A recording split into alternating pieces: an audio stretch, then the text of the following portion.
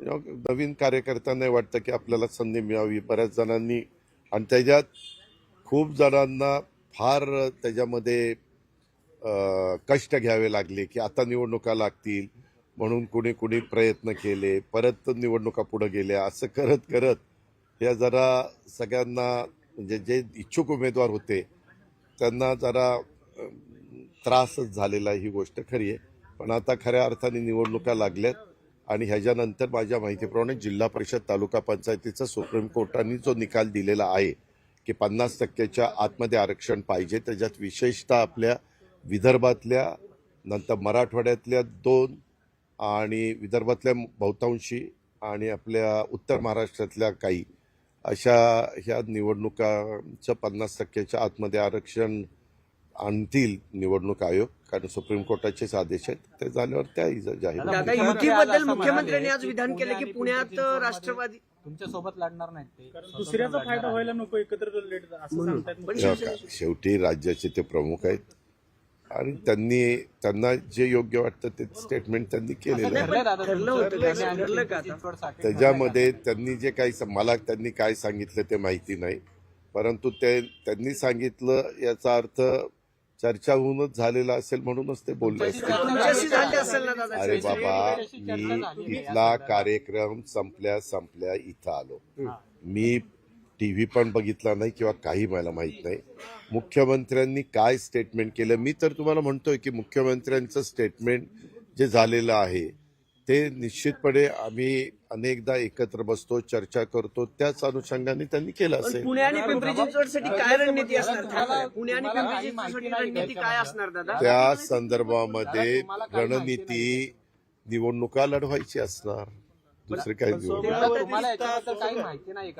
अरे बाबा, अनेक विषयाच्या बद्दल आम्ही चर्चा करतो. त्यांनी आता काय तुम्हाला सांगितलं हे मला माहिती नाही, पण तरी देखील मी सांगतो की त्यांनी सांगितलं याचा अर्थ विचारपूर्वकच त्यांनी स्टेटमेंट केलं असेल. यांच्याशी आमची चर्चा झालेली आहे, पुणे आणि पिंपरी चिंचवड मध्ये आम्ही एकत्र लढणार नाही असं ते म्हणाले. ठीक आहे, बरोबर आहे.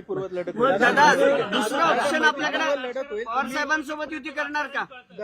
राष्ट्रवादीची युती, दोन्ही राष्ट्रवादी. अरे बाबा, आत्ता निवडणूक जाहीर झाली, तुला काय जरा कळ काढ. पेशन्स ठेव सारखं.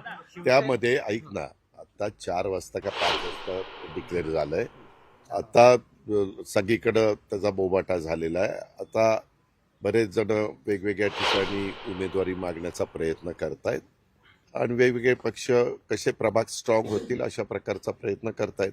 आता ते आम्ही काय केलं, मागे 15 वर्ष लोक महाविकास आघाडीमध्ये काम करत असताना आम्ही आणि काँग्रेसवाले काय करायचो, किंवा आमचे मित्रपक्ष शेका पक्ष होता तेव्हा, किंवा इतर RPI आठवले साहेब तेव्हा आमच्याबरोबर काही काळात होते, तर त्या काळामध्ये आम्ही स्थानिक जी काही जिल्हा असेल किंवा कॉर्पोरेशनला स्थानिक शहर असेल तिथल्या जिल्हाध्यक्षांना आणि तिथल्या जे काही आजी माजी पदाधिकारी, आमदार, खासदार यांना तो अधिकार द्यायचो की तिथली राजकीय परिस्थिती बघून तुम्ही तुमचे निर्णय घ्या, आणि तशा पद्धतीनं ते निर्णय घ्यायचे आणि निवडणुका व्हायच्या. महायुतीमध्ये जे नेत्यांमध्ये एकमेकांना घेतलं जाते, म्हणजे शिवसेनेचे पदाधिकारी घेतले जातात, भाजप शिवसेनेचे पदाधिकारी घेतले. आज देवेंद्र फडणवीस बोलताना असं म्हणाले की शिंदे आणि आमच्यामध्ये असं ठरले की एकमेकांचे पदाधिकारी पक्षामध्ये घ्यायचं नाही. मात्र तुमच्या पक्षाबद्दल ते काय बोललेले नाहीत. आगामी काळामधले तुमच्या पक्षातले नेते पदाधिकारी सुद्धा घेण्यासाठी त्यांनी ग्रीन सिग्नल दिलेला आहे असं तुला ते म्हणले.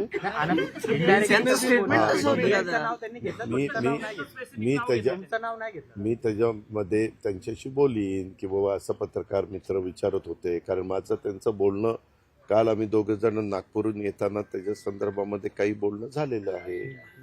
परंतु त्यांनी काय बोलावं तुमच्या समोर हा त्यांचा सर्वस्वी अधिकार आहे. पण तुम्ही आता हे मला प्रश्नच विचारताय, तर त्याच्याबद्दल पत्रकार मित्रांनी पुण्याच्या अशा प्रकारचा प्रश्न विचारला तर तुम्ही शिंदे साहेबांचं नाव घेतलं आणि माझं नाव घेतलं नाही. त्याच्यामुळं त्यांना एक बातमी त्याच्यातनं होऊ शकते किंवा तुमच्या